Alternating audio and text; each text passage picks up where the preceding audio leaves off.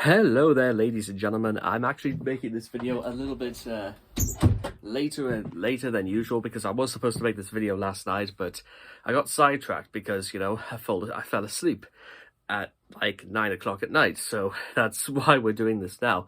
So yesterday there was breaking news that celebrations were now no longer. I need to put the other lights on.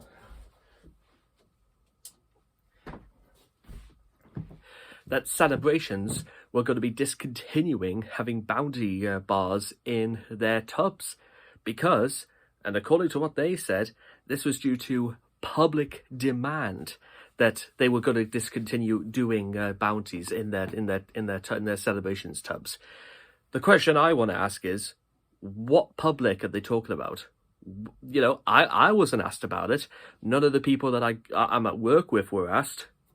Probably you weren't asked either. So the thing I'm trying to raise is quite simply this, ladies and gentlemen, and it's an absolute bane on the state of people like me in the modern world right now, is that we have no power, we have no authority, we have no say, and we have no control whatsoever.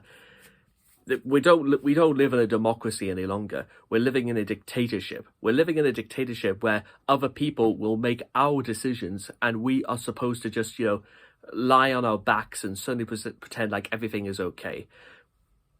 And you know what? The thing about the celebrations, it's only a very small thing, but you know what? Think of the bigger picture. Everything that the customer does for the business will affect the business. If people stop buying celebrations altogether, then the business will go under. You don't think that we actually have any influence or any authority or any power whatsoever? Actually, we do. It's just, again, a business only really exists just to make really money, and that's about it. And unfortunately, ladies and gentlemen, I just don't think that's good enough. I think we actually have to at least take a stand for something. And again, whether it's politics or YouTube or anything like that, chocolate, whatever, the point is that you're telling people exactly what you think because your opinion should count, if opinions count for anything nowadays, aside from just earning cheap brownie points on Twitter.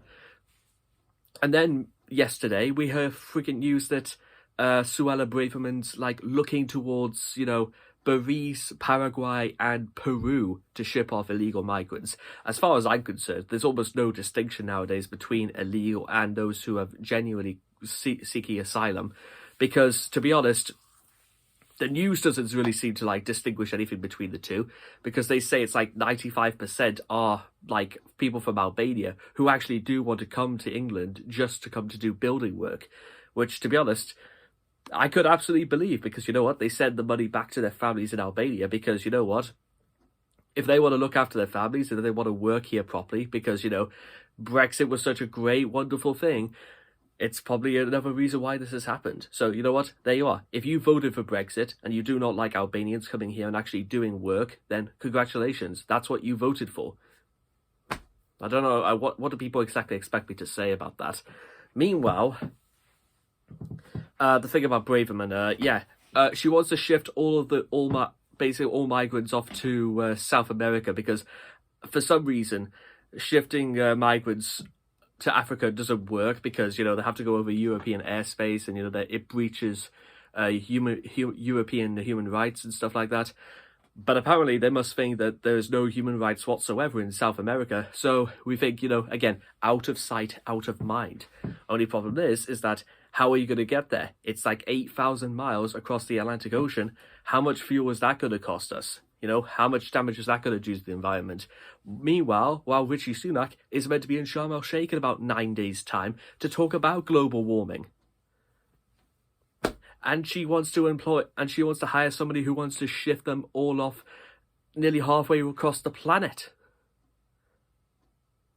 I'm sorry, guys. I don't get it. I don't know if I'm missing out on something, but nothing about the situation we're in makes sense. And also, who is Suella suddenly starting to decide about these ideas anyway? I said it before, and I'll say it again when I wanted to shift them up to Rwanda.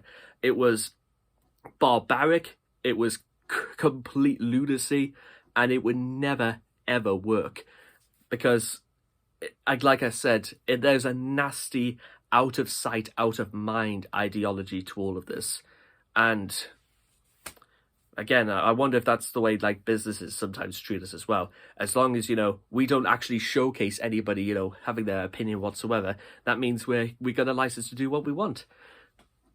There is a very toxic level of maliciousness that's like widespread across this country we live in today, ladies and gentlemen. You know why I call it malicious? From its businesses, politicians. George Hancock wanted to go on I'm a Celebrity, get me out of here. That man is going to get everything he gets coming to him if he does go on, let me tell you that. But it's the fact that, like I said, it's malicious, because as long as they can get away with it, that's all that matters. But not us, ladies and gentlemen. The revolution will not be televised. The revolution will not be streamed. The revolution will not be sexualized. The revolution will be fought by everyone. Because everybody, like I said, ladies and gentlemen, it's perhaps one of my second golden rule when it comes to politics. You have got to have your say.